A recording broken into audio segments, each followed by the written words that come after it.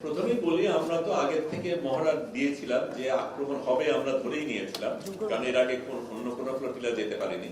কাজে আক্রমণ হলে আমরা কি করব সেটা একদম মিলিটারি কায়দায় আমাদের কিন্তু প্রত্যেকের রিহার্সেল করা ছিল। রোল কল, কেউ যদি মিসিং থাকে তাহলে তাকে কি করে খুঁজে পাবে, প্রত্যেকের সাথে আরেকজন যাতে একজন আরেকজনের খোঁজ রাখে। আবার আক্রমণ যখন হয় তখন কে প্রতিহত করবে, কে স্পোক্স পার্সন হবে, সব কিছু আমরা করেছিলাম। একটা জিনিস তার বাইরে ঠিক ছিল যে আমি এবং আরেকজন হসিম নামে আরেকজন সাংবাদিক, আমরা দুজন শেষ মুহূর্ত পর্যন্ত ফিল্মিং করব, যাতে নাকি আমরা এই তথ্যটা দিতে পারি। সেটার কারণে আমাদের বিশেষ একটা জায়গায় থাকতে হয়েছে যেখানে আমরা ইন্টারনেট সিগন্যালটা পাবো, আমরা লাইভ দেব। কারণ আমরা এটাও জানতাম যে আমাদের যখন আমাদের নৌকায় এসে যাবে তখন আমরা কিন্তু আমাদের ফোন ল্যাপটপ সমুদ্রে ফেলে দেবো, কারণ এর মধ্যে অনেক তথ্য আছে যেগুলি তাদের হাতে গেলে অন্যদের বিপদ হতে পারে। সেই কারণে আমরা আগেই সিদ্ধান্ত নিয়েছিলাম, কিন্তু একেবারে শেষ মুহূর্ত পর্যন্ত যাতে ফিল্মিং করতে পারি সেই কারণে আমরা একদম নিজেরা আগে গবেষণা করে কোন জায়গায় সবচেয়ে বেশি সিগন্যাল পাওয়া যায় সেরকম জায়গায় ছিলাম। কাজে আমি এবং হসিন, ও সে ডান দিকে আমি বাদিকে, এরকম ভাবে আমরা অবস্থান নিচ্ছিলাম।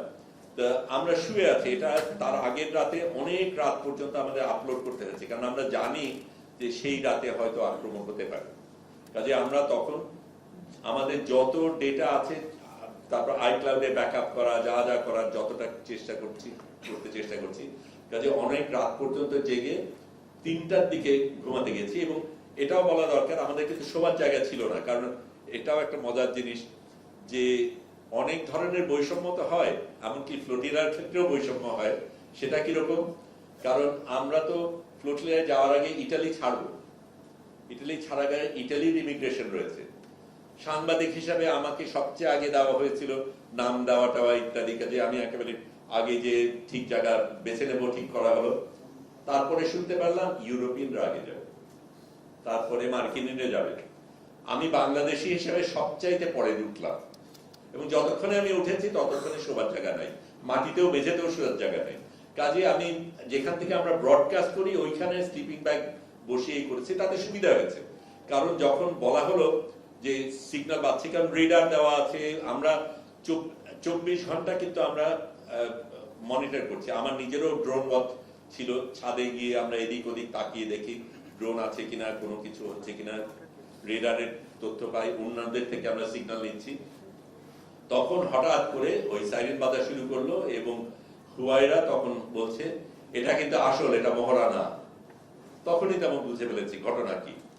তখন অন্যান্য কিছু না দিয়ে আমি শুধু আমার ল্যাপটপ এবং মোবাইল এই দুটো হাতে নিয়েছি, কারণ এই দুটোকে ফেলে দিতে হবে এবং আমার শেষ মুহূর্ত পর্যন্ত ফিল্মিং করতে হবে। আমি গিয়ে তারপর ততক্ষণ বসছি, ততক্ষণে অন্যান্য জিনিস চলছে, রোল কল চলছে ইত্যাদি। তার মধ্যে আমি ফেসবুক লাইভ করতে চেষ্টা করছি, অনেক ঝামেলা হচ্ছে, কোনোভাবেই সংযোগ হচ্ছে না। তারপরে খানিকটা একটা অংশ পেলাম, কেটে গেল। তারপরে একটা ছোট্ট অংশ পেলাম, যখন ওই নৌকাগুলি দূরে অন্ধকারের মধ্যে দেখানো যাচ্ছে। তারপরে সেটাও থেমে গেল। আমি বুঝলাম যে উপরে তখন হেলিকপ্টারের বাতাসের কারণে এটার জন্য আমরা প্রস্তুত ছিলাম না। আমরা কজন আসতে পারে, কিভাবে আসতে পারে, আমাদের জাহাজটা অনেক বড় বলে তল থেকে না এসে হেলিকপ্টার থেকে আসার সম্ভাবনা বেশি, সেটাও আমরা জানতাম। কিন্তু হেলিকপ্টার আসলে এরকম ভাবে বাতাস, পানি, সবকিছুর একটা ঝড় তৈরি হবে, সেটা আমাদের হয়তো হিসাবে ভুল ছিল। তার মধ্যেই কাজ করতে হয়েছে। এবং যখন দেখি যে একেবারে বন্দুক নিয়ে নৌকায় জাহাজে নেমে গেছে উপরের ডেকে, তখনই আমি আমার মোবাইল ফোন এবং ল্যাপটপটা আরেকজনকে দিয়েছিলাম, কারণ আমার দুটো করতে গিয়ে ভুল হয়ে যেতে পারে। আরেকজনকে ইনস্ট্রাকশন দিয়েছিলাম, আমার মোবাইল ফোন পড়ার সাথে সাথে তুমি ল্যাপটপটা ফেলে দেবে। মাত্র 1 সপ্তাহ আগে মোবাইল ফোনটা কেনা, কাজে একটু আফসোস হয়েছিল। যাই হোক, সেটা ভিন্ন কথা। কিন্তু ওই পরিস্থিতিটা হলো। তারপরে এরা যখন নামলো, আমি গুনেছি 39 পর্যন্ত, কিন্তু আমার অনুমান 50 জন খানিক ছিল। আমি একেবারে এক এক করে যত গুনতে পেরেছি গুনেছি, 50 জন খানিক ছিল। কিছু নারীও ছিল। পুরুষরা পুরো কমব্যাট গিয়ারে, মেশিন গান, এক একজনের এক এক রকম machine gun, sniper bullet, laser bullet আলাদা ছিল, এবং সেই সময় আমরা দেখি যে আমার উপরে এবং খসিমের উপরে ওই লেজার পড়ছে।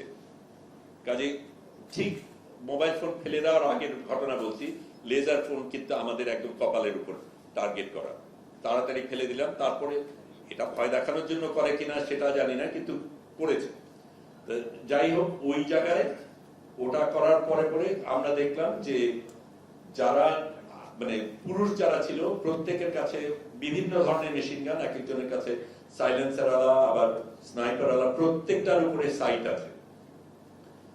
তারপরে বেশ কয়েকজনের মাথার উপরে গোপ্রো, নাইট ভিশন, বাইনোকুলার, এবং বিভিন্ন ধরনের প্যানিং। তারপরে এখানে ওই গ্রেনেডের মতন এক ধরনের জিনিস, আবার একজনের ক্ষেত্রে দেখলাম যে গোলাপি রঙের টিউব, তার মধ্যে কি আছে আমরা জানি না, এই ধরনের অনেক কিছু আছে।